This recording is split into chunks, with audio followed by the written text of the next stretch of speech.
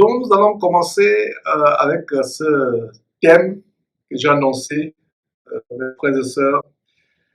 Et pour vous qui êtes familiers à cette série, je vous encourage, je vous y encourage, parce que c'est l'occasion pour nous de voir de véritables perles bibliques, de véritables trésors bibliques, des perles bibliques pour nous encourager, pour nous motiver, pour nous galvaniser, pour nous aider à tenir ferme dans cette marche, dans cette course dans laquelle nous sommes pour le royaume de Dieu. Et ce n'est pas un 100 mètres ou un 400 mètres, sinon on va se fatiguer. C'est une course qui est plutôt comme un long marathon, un véritable long marathon, mes frères et sœurs. Donc, je fais cette petite introduction tout simplement pour attendre rapidement les uns et les autres, afin que nous puissions vraiment commencer cette étude, ce partage.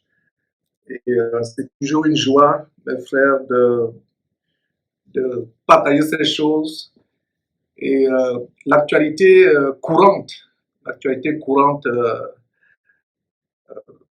nous donne beaucoup d'instructions, beaucoup d'enseignements. Et comme je vous le disais, je crois, la semaine passée, sur la base de Luc chapitre 13, on a vu comment Jésus-Christ enseignait en s'appuyant sur l'actualité,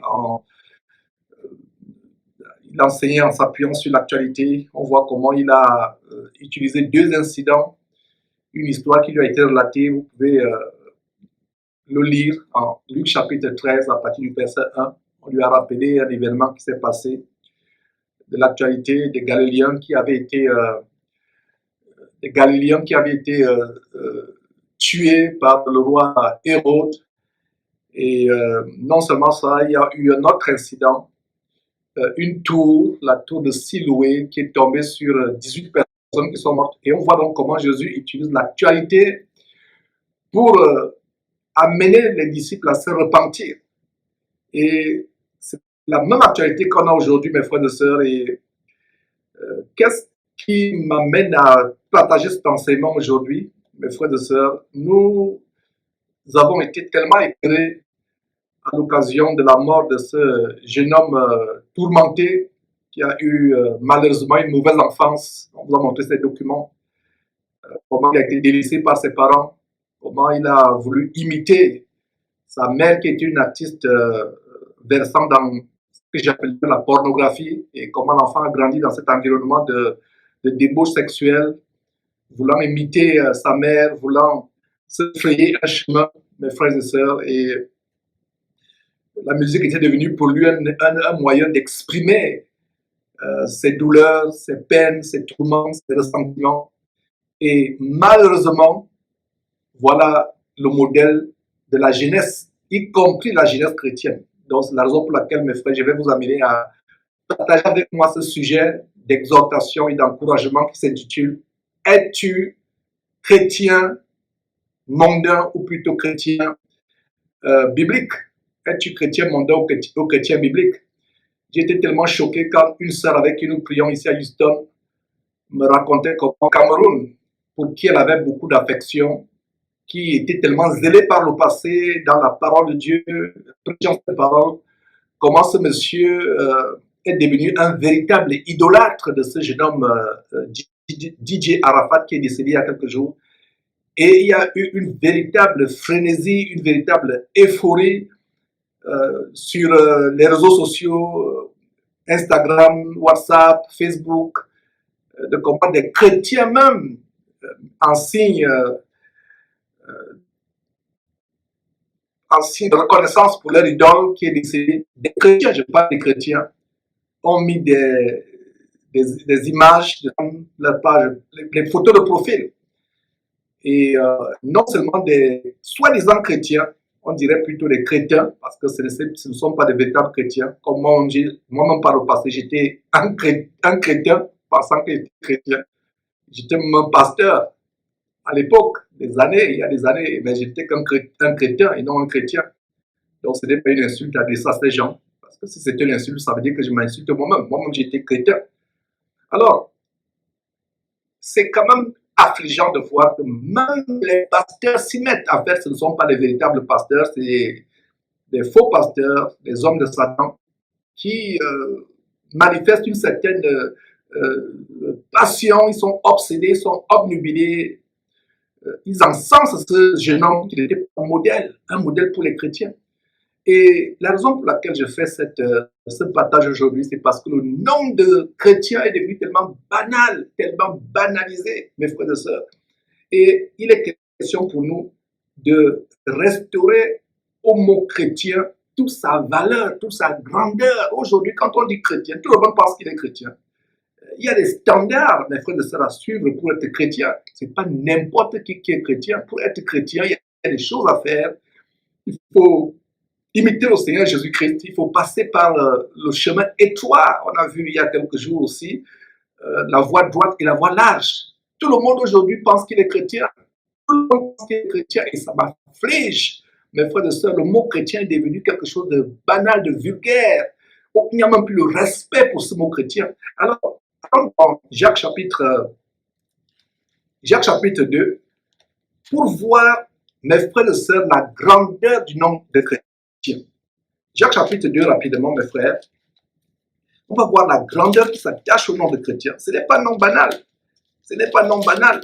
À partir d'aujourd'hui, toi qui suis cet enseignement, cette exhortation, sache que si tu es chrétien ou chrétienne, c'est un beau nom, c'est un nom merveilleux. Donc, Jacques chapitre 2, au verset 5, nous apporte une très grande révélation sur le beau nom que les disciples de Jésus-Christ, je vais dire les vrais disciples de Jésus-Christ, portent.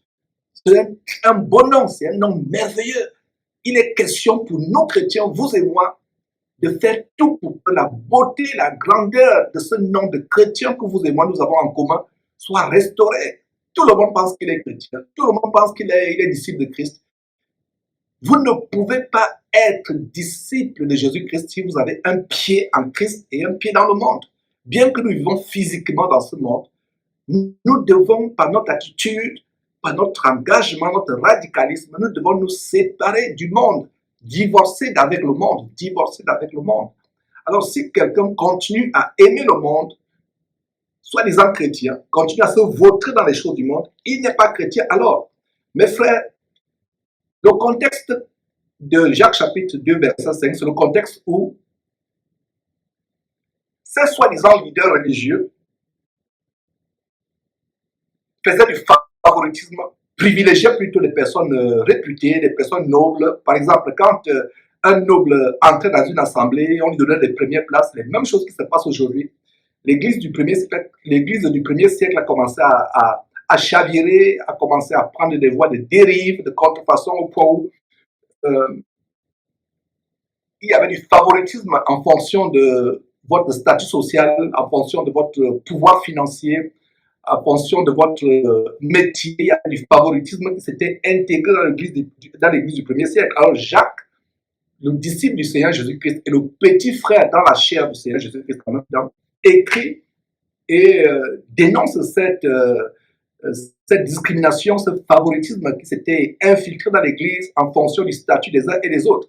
Et je lis rapidement pour vous donner le contexte, mais dans ce contexte, nous allons avoir une révélation qui nous montre comment le nom de chrétien est tellement beau. Alors, mes frères, verset 1, que votre foi en notre glorieux Seigneur Jésus-Christ soit exempte de toute acception de personne. Verset 2, supposez en effet qu'il entre dans votre assemblée un homme avec un anneau d'or, donc un homme influent, riche avec un anneau d'or, et un habit magnifique, et qu'il y entre aussi un pauvre, misérablement vêtu. Verset 3, si, tournant vos regards vers celui qui porte l'habit magnifique, vous lui dites, toi, assieds-toi à cette place d'honneur, et si vous dites au pauvre, toi, tiens-toi là, debout, tu n'as pas de place dans cette assemblée, ou bien assieds-toi au-dessous de mon marchepied, je ferai de toi ma serpillère. Vous dites cela au pauvre. Regardez ce que le Saint-Esprit continue à dire, à réprimander par la bouche par les écrits de Jacques au verset 4. Ne faites-vous pas en vous-même une distinction et ne jugez pas sous l'inspiration des pensées mauvaises. Écoutez, mes frères bien-aimés, Dieu n'a-t-il pas choisi les pauvres aux yeux du monde pour qu'ils soient riches en la foi et héritiers du royaume qu'il a promis à ceux qu'il aime? Verset 6, il a dit, Et vous, vous avilissez le pauvre. Ne sont-ce pas les riches qui vous oppriment et qui vous traînent devant les tribunaux? Ne sont-ce pas eux qui outragent le bon nom que vous portez? Voilà, dans ce contexte de réprimande de ces leaders religieux qui faisaient la discrimination, dans ce contexte, nous avons une révélation au verset 7. La révélation, c'est que les gens puissants de ce monde, les riches de ce monde, font quoi? Outragent le bon nom que vous portez. Quel est ce bon nom? C'est le nom de chrétien. Voilà le but de cette exhortation aujourd'hui. Es-tu un véritable chrétien? Honores-tu ce bon nom de chrétien que tu portes? Ou l'outrages-tu? Parce que beaucoup de chrétiens parmi nous, même vous, certains parmi vous qui me suivez actuellement, certains parmi vous outragez sans le savoir le bon nom de chrétien que nous portons, que nous avons en commun. Et une manière d'outrager, c'est-à-dire de piétiner, d'insulter, d'injurier le bon nom de chrétien, c'est de se conformer selon ce monde. Suivre les musiques mondaines, la radio, à la télévision, écouter des choses infâmes à la télévision, faire des choses terribles. Voilà comment nous outrageons, nous insultons le bon nom que nous portons. Ça m'afflige, ça me fend le cœur de voir comment des chrétiens peuvent idolâtrer les artistes de ce monde, les stars du cinéma, les stars de la musique, les stars du football, des chrétiens. Or, la parole de Dieu contient des tonnes d'avertissements de comment nous devons nous abstenir des choses de ce monde. Rappelez-vous comment l'apôtre Paul parlait à ce jeune Timothée. Timothée avait commencé à être séduit petit à petit par les attraits du monde. Et l'apôtre Paul le ramène à l'autre, le remet sur les rails en lui disant en 2 Timothée chapitre 2 verset 22, fuis les passions de la jeunesse. Mes frères et sœurs, l'apôtre Paul le ramène sur les rails et dit non Timothée, tu ne dois pas faire comme les autres, tu ne dois pas faire comme les jeunes gens. Fuis ces passions. Vous pensez qu'au temps de Paul, les passions n'existaient pas? Les passions existaient. Les passions existaient, mes frères et sœurs.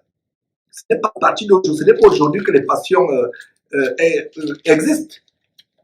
Regardez, au temps de l'apôtre Paul, il y avait des stars où il y avait des combats avec des animaux, il y avait des courses d'athlétisme. Allez faire des recherches si vous avez le temps sur l'origine des Jeux Olympiques. Il y a des passions. Le sport, l'athlétisme n'existe pas aujourd'hui. Il y a des passions au temps de l'apôtre Paul et de Timothée. Paul dit à Timothée, fuis les passions de la jeunesse. Fuis les passions de la jeunesse.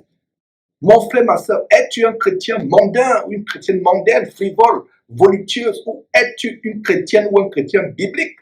Nous allons voir les détails de comment être un chrétien biblique. Un chrétien biblique, c'est un chrétien qui se conforme selon la parole de Dieu. Regardez le bon nom, encore Jacques chapitre 2, verset 7. Ne sont-ce pas les riches qui outragent le bon nom de chrétien que vous portez? C'est un bon nom. Le nom de chrétien est devenu banal. Le nom de chrétien de plus en plus est associé aux faux pasteurs, escrocs, bandits. Regardez comment les musulmans, les bouddhistes, même les athées qui ne croient pas que Dieu existe, nous insultent. Il est temps, mes frères et sœurs, que chacun de nous s'attelle dans son lieu de travail, dans son quartier, dans son lycée, son université, dans son collège, partout où il va, s'attelle à restaurer la grandeur, la beauté infiniment grande du nom de chrétien. D'ailleurs, pour vous qui ne le savez pas, le nom de chrétien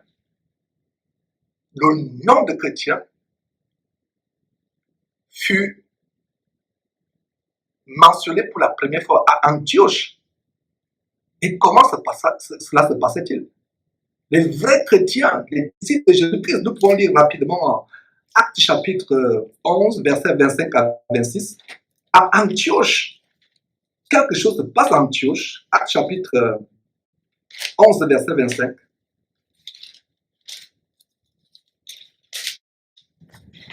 Actes chapitre 11, qu'est-ce que nous voyons au verset 25? Elle dit, oui, verset 25, allons-y au verset 25. Actes chapitre 11, verset 25. Barnabas se rendit ensuite à Tars la ville dont pour était originaire. Quand on parle de Saul de Tarse, ça veut dire que Saul est originaire, c'est un juif originaire de Tarse. C'est tellement la ville où il est né, où il a grandi. Donc, Barnabas, qui s'appelait Joseph, fils d'exhortation, que nous devons imiter parce qu'on lui avait donné le nom de Barnabas, parce qu'on avait vu en lui un ministère d'exhortation des frères, les encourageant par des paroles, par la parole de Dieu, les encourageant aussi par ses biens. Il était parmi les gens qui ont vendu leur propriété. Vous pouvez aller lire cela à Actes chapitre 4. Donc Barnabas se rendit ensuite à Tarse pour chercher Saul ou Paul. Verset, pendant toute une année, il trouve Saul, Paul. Donc pendant toute une année, un an, ils se réunirent aux assemblées d'église. Il ne s'agit pas de se réunir dans des bâtiments ou dans des synagogues, c'était des assemblées. Ils se réunirent aux assemblées d'église et ils enseignaient beaucoup de personnes. Ce fut à Antioche que pour la première fois, les disciples furent appelés chrétiens. Pour la première fois à Antioche, la toute première fois, voilà la révélation. Combien de chrétiens savent que le mot chrétien est biblique? Ils pensent que le mot chrétien, c'est une invention comme christianisme ou comme chrétienté. Non, le mot chrétien est biblique. Paul et Barnabas étaient des chrétiens. Et pourquoi on les appelait tous ces gens? Pourquoi Antioche, une ville aussi paganisée, avec des choses terribles, avec toutes sortes de passions, avec toutes sortes de choses mondaines, de volupté, de débauche sexuelle? Pourquoi à Antioche, mes frères et sœurs, on les appelait chrétiens? Parce qu'on voit en eux des petits Christ. Le mot chrétien signifie, ça vient du mot grec Christos. Christos, et ne soyez pas épatés par ces mots, mes frères et sœurs, c'est juste pour vous montrer à quel point le mot chrétien signifie comme Christ à l'image de Christ. Quand on dit chrétien, ça veut dire que nous sommes des petits Christ. Nous sommes les représentants de Jésus-Christ sur terre. 2 Corinthiens chapitre 5, verset 20 dit que Dieu a mis en nous le ministère de la réconciliation. Nous faisons donc des fonctions d'ambassadeurs pour Christ. Réconcilions le monde avec Dieu.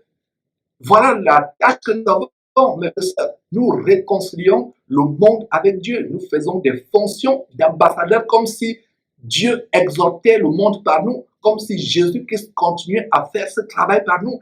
Nous faisons des fonctions d'ambassadeurs. Un chrétien représente Jésus-Christ sur terre. Il est revêtu de toute la puissance de Dieu. Et il a la capacité d'opérer les miracles que Jésus a opérés et d'en faire même de plus grands. Mais les gens se focalisent sur les miracles. Ils ne se focalisent pas sur le standard de piété, d'amour du monde, d'amour, pas d'amour du monde, de haine du monde, pas d'amour du monde, de haine du monde. Ils ne se concentrent pas sur le standard de sanctification sans laquelle personne ne verra le Seigneur. Ils furent appelés chrétiens. Aujourd'hui, quand nous dénonçons ces abominables faux pasteurs ou ces choses mondaines qui malheureusement envahissent les églises, on dit que Georges en juge. Il y a des commentaires qui ont dit, mais Georges, comment tu vas gagner ces jeunes débauchés qui font la musique rap ou le coupé décalé, ou comment tu vas gagner ces prostituées si tu ne montres pas que tu es comme eux?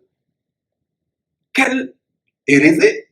Vous n'allez pas convertir une prostituée, un adepte du coupé décalé ou un adepte de la musique abominable rap en s'habillant comme lui, en ayant votre Bible, en faisant les démarches, en disant oh, yo, yo, yeah, yeah. C'est pas possible.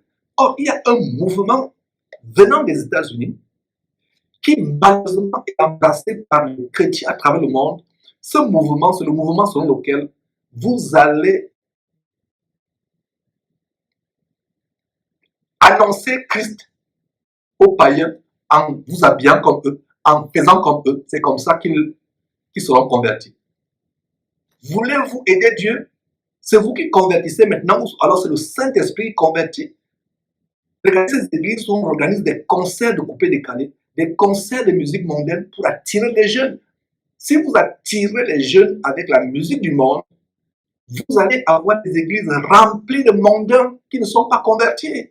C'est pour ça qu'il y a la débauche sexuelle, ces pasteurs aussi qui abusent de ces enfants qui s'entrecouchent entre eux, permettez-moi l'expression. Il y a tellement la débauche dans ces églises parce que vous avez attiré ces jeunes gens dans ces soi-disant églises avec les choses qu'ils aiment. Ce mouvement venant des États-Unis qui dit qu'il faut vous asseoir. Le diable ne voudrait pas que nous prêchions véritablement la parole de Dieu.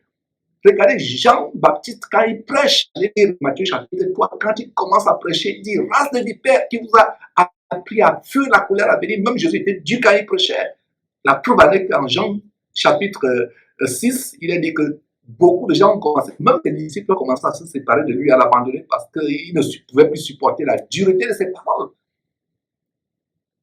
Vous ne flattez pas les gens. Cette évangélisation qui consiste à vous habiller comme un délinquant avec les jeans destroyer coupés, vous ressemblez maintenant à un fou. Regardez, les sœurs en Christ et les frères en Christ ont des jeans. Il n'y a plus de différence avec un fou dans la rue et ce frère en Christ, ce sœurs en Christ qui parle de jeans destroyer. Nous amenons la délivrance du monde. Nous amenons l'évangile qui délivre du péché avec l'authenticité de cet évangile. Et regardez, mes frères et sœurs, comment Paul et Barnabas ont prêché la parole de Dieu. Et les gens d'Antioche, les habitants mondains d'Antioche les appelaient comment? Chrétiens. Parce qu'ils ont remarqué que ces gens marchent comme Christ, parlent comme Christ, se comportent comme Christ. Est-ce que Barnabas et Paul se sont déguisés en homosexuels ou en prostituées ou en adeptes des musiques romaines ou grecques pour aller convertir les gens d'Antioche? Non, ils sont restés eux-mêmes des chrétiens transformés et ils ont prêché la parole de Dieu. Mes frères et sœurs, cette évangélisation consiste à se déguiser en prostituée, se déguiser en adepte du coupé décalé, se déguiser en adepte de la musique rap ou reggae pour aller convertir, amener ces gens à la conversion. En fait, ce n'est pas l'homme qui convertit, c'est Dieu. Pour les amener à la conversion, c'est diabolique. Il y a un frère qui s'est hasardé, je vous ai raconté cette histoire, il s'est hasardé à aller prêcher la parole de Dieu dans un endroit fréquenté par les prostituées tard dans la nuit. Alors qu'il était avec son compagnon, un autre frère en Christ qui l'en a dissuadé. Il est allé, il s'est hasardé à aller prêcher dans un endroit où il y avait des prostituées. Et qu'est-ce qui s'est passé? Il a fini par coucher, avec l'une des prostituées. C'est normal. C'est normal.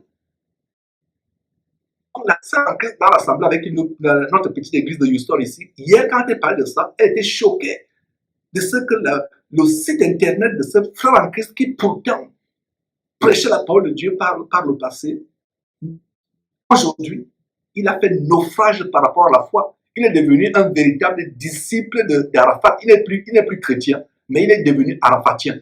Beaucoup de personnes là, au moment où je vous parle, ne sont plus des chrétiens. Ils ne sont des chrétiens que de nom. Ils sont des arafatiens. Alors, regardez ce que dit Romains chapitre 12, verset 1 à 2. Notez, mes frères et sœurs, Romains chapitre 12, verset 1 à 2 dit quoi? Disons rapidement cette parole. C'est le standard d'un chrétien. Ne cédez pas à la séduction, mes frères et sœurs. Ne vous laissez pas avoir par la séduction. Romains chapitre 12, verset 1 dit quoi? Je vous exhorte donc, frères, par les compassions de Dieu, offrir vos corps, comme pas cœur. Il y a des gens qui disent Dieu ne regarde pas le corps, mais Dieu regarde le cœur. Qui lit ce verset? Ce verset, à offrir vos corps à qui? À Dieu, comme un sacrifice vivant. Le sacrifice à Dieu, ce n'est pas des enveloppes d'argent. Le sacrifice à Dieu, c'est votre corps. Vous n'allez pas vous habiller comme un débauché avec des cheveux. Vous êtes un homme, les longs cheveux, parce que vous voulez attirer les jeunes.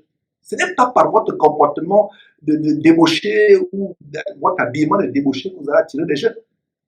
Vous allez attirer des personnes qui sont mondaines, qui ne sont pas converties, qui ne se convertiront jamais. Et ce sont ces personnes-là qui vont plutôt vous convertir. Comme ce frère, soi-disant, entre guillemets, qui n'est même pas un frère, les sœurs sont choquées de ce que, aujourd'hui, il fait l'apologie de DJ Arafat. Et beaucoup de pasteurs s'y mettent. En fait, ce ne sont pas des pasteurs, c'est des faux pasteurs, c'est des hommes de Satan. C'est pour cela que nous faisons cette exhortation. J'ai fait cette exhortation d'aujourd'hui. Ne vous conformez pas. Regardez le verset 2 qui dit, ne vous conformez pas selon le siècle présent au monde. Je relis verset 2. Ne vous conformez pas selon le siècle présent, mais soyez transformés par le renouvellement de l'intelligence, afin que vous discerniez que la volonté de Dieu, c'est qui est bon, agréable et parfait. Ne vous conformez pas selon le siècle présent, soyez transformés. Il faut que les gens du monde voient cette transformation. Si un chrétien dit qu'il est devenu chrétien, les gens de sa famille ne sont pas choqués. Ses collègues de travail ne sont pas choqués. Ses voisins du quartier ne sont pas choqués. C'est qu'il n'est pas converti. Qu'est-ce qui se passe quand on est converti à Christ Jésus? C'est comme si un camion avait écrasé quelqu'un. Quand on voit le corps de la personne qui a été écrasée par un camion, on est choqué. Quelqu'un vient vous dire un camion m'a remonté sur moi, m'a écrasé. Vous ne voyez même pas une égratignure.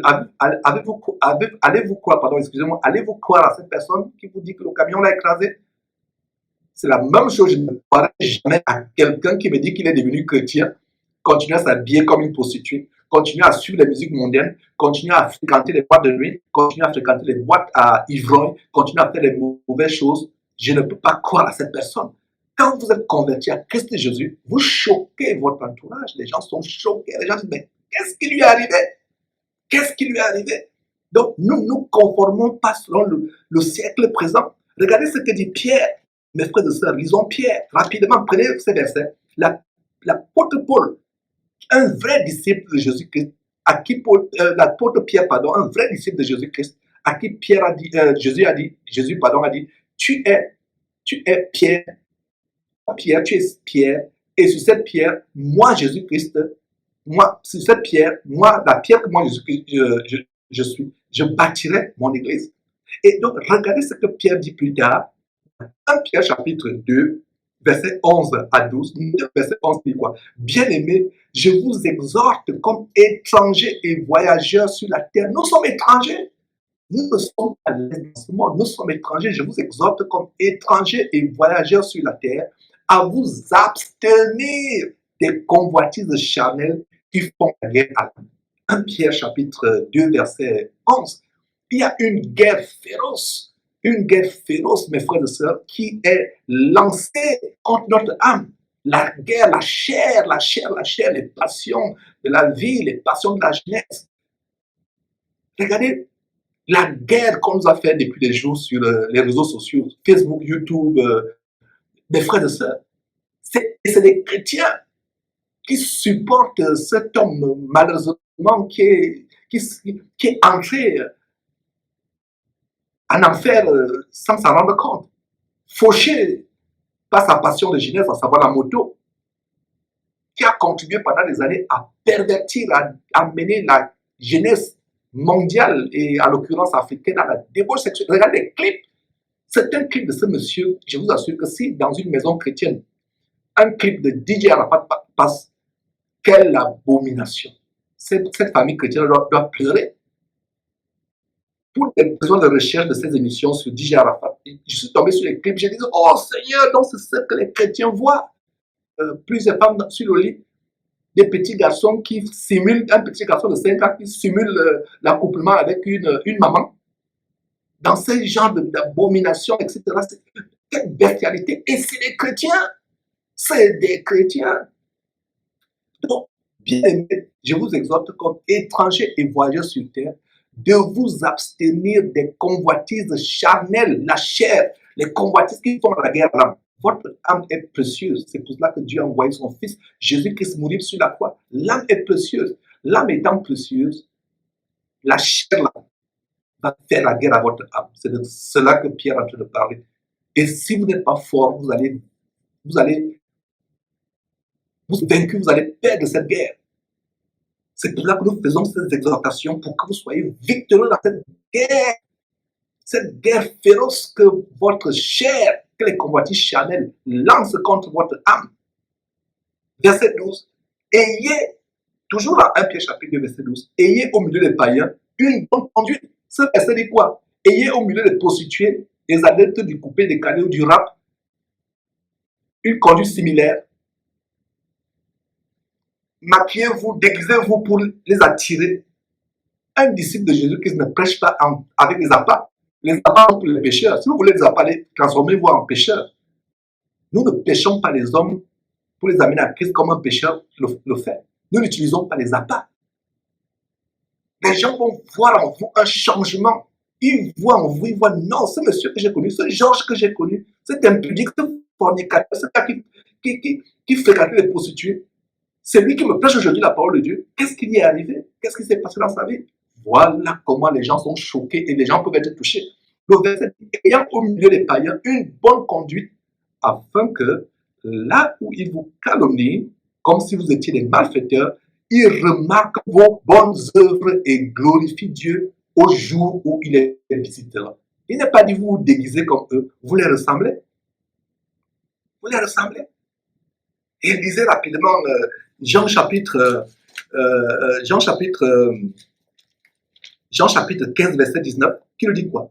Et c'est le Seigneur Jésus qui dit cela. Si vous étiez du monde, le monde aimerait ce qui est à lui. Mais parce que vous n'êtes pas du monde et que je vous ai choisi du milieu du monde, je vous ai choisi du milieu du monde, qu'est-ce que nous voyons? Parce que je vous ai choisi du milieu du monde, le monde, à cause de cela, vous hait. Le monde vous hait à cause de cela. Le monde ne peut pas nous aimer. Et si un chrétien se sent à l'aise dans le monde, il est à l'aise dans les boîtes de nuit, il est à l'aise dans les bars, il est à l'aise en regardant les films impudiques à la télévision, en regardant la pornographie, il est à l'aise en suivant le coupé décalé, ou le rap, ou le reggae. Ce n'est pas un chrétien. Il y a des fois, les gens chantent qui vous chantent le reggae chrétien, le coupé décalé chrétien, l'azoto chrétien, le zaïko chrétien, peu importe toutes les musiques chrétiennes, soi-disant chrétiennes, quelle abomination. Le monde, regardez ce que le Seigneur Jésus dit. Si vous étiez du monde, le monde aimerait ce qui est à lui. Mais parce que vous n'êtes pas du monde et que je vous ai choisi du milieu du monde, à cause de cela, le monde vous hait. Vous ne pouvez pas aimer deux choses. Comme le Seigneur Jésus dit en Matthieu chapitre 6, verset 24. Vous ne pouvez pas aimer maman et Dieu. Maman, c'est le symbole de tout ce qui est les attraits du monde, la gloire du monde. Hein? Vous ne pouvez pas. Matthieu chapitre verset 24, nul ne peut servir deux maîtres, car ou il haïra l'un et aimera l'autre, ou il s'attachera à l'un et méprisera l'autre. Nul ne peut servir Dieu et maman. Vous avez un pied à Dieu, vous avez un pied à maman. Maman, c'est tout ce qui est le système du monde, l'argent, les plaisirs, les passions et tout cela.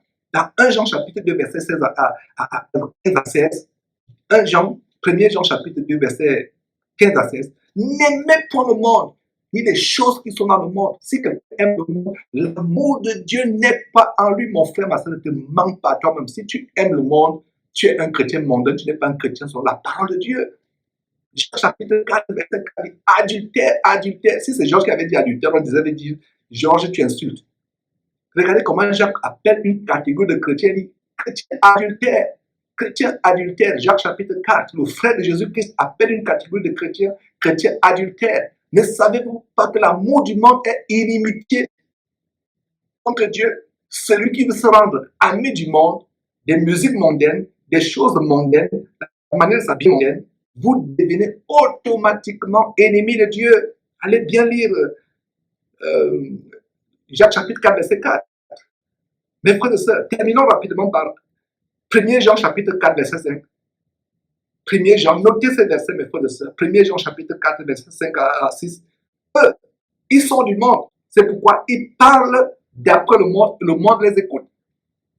Toi, mon frère chrétien, qui veut parler comme le monde, qui veut t'habiller comme le monde, qui veut marcher comme le monde, qui veut faire comme le monde, 1 Jean chapitre 4, verset 5 dit quoi? Eux, ils sont du monde. C'est pour ça que le monde les écoute. Ils parlent d'après le monde et le monde les écoute. Regardez comment les gens me font la guerre sur les réseaux sociaux à cause de mes publications. Le mot qu'ils aiment, tu juges, tu juges, tu juges.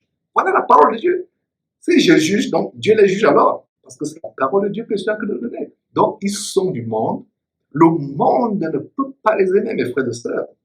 Le monde ne peut pas les aimer. Eux, ils sont du monde. C'est pourquoi ils parlent du monde. Donc toi, chrétien, qui veut parler comme le monde, qui veut marcher comme le monde, ce verset te condamne. Ce n'est pas Georges qui te juge. Ce verset te juge. Verset 6. Nous sommes de Dieu.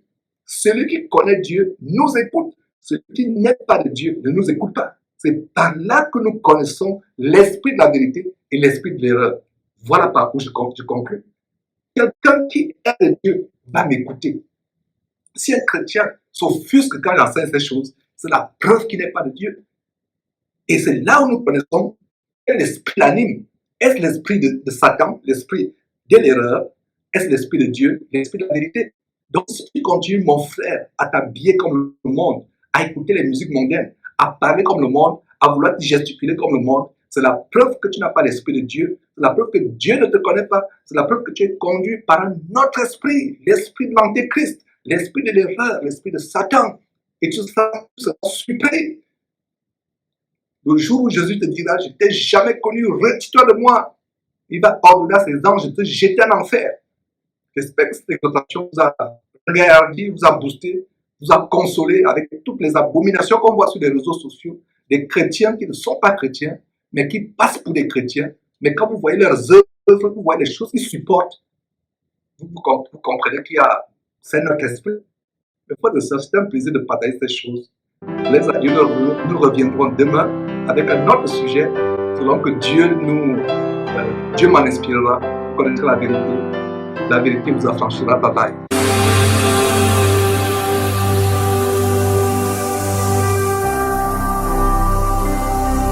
Jésus-Christ TV, vous connaîtrez la vérité et la vérité vous affranchira.